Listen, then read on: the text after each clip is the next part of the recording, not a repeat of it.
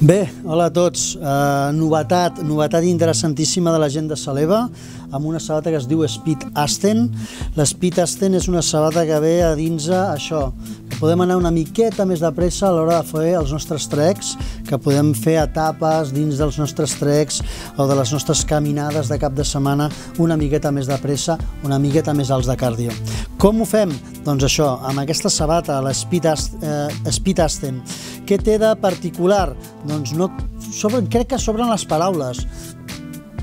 Té una curvatura molt marcada, és una sabata que gira molt la seva sola, que munta una sola Vibram, que està molt ben taquejada, que ens dona una bona flexió, que ens dona una molt bona amortiguació i que a la part central munta un xassis. És un xassis de la gent de Vibram i ells li diuen Rolling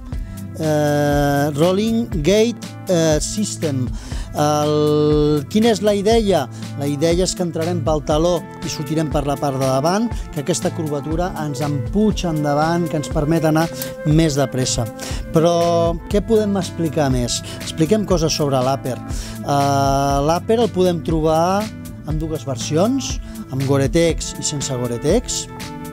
El podem trobar amb dues versions, amb dona o amb home, òbviament, que munten tots un sistema de cordatge que és interessant, perquè és senzillament estirar i bloquejar, no cal estar fent llaçades.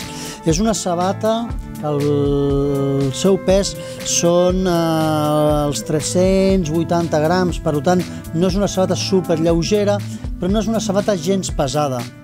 A més, a dintre munta el sistema Multifit. Què és el sistema Multifit? Doncs el sistema Multifit és un sistema patentat, desenvolupat per la gent de Saleva, que canviant la plantilla el que aconseguirem és un ajuste, un nivell de confort diferent. És obvi que a l'hivern portarem un mitjó més gruixut, necessitem una plantilla més fina, a l'estiu volem portar un mitjó més fi, portarem una plantilla una miqueta més gruixuda perquè ens faciliti l'ajuste.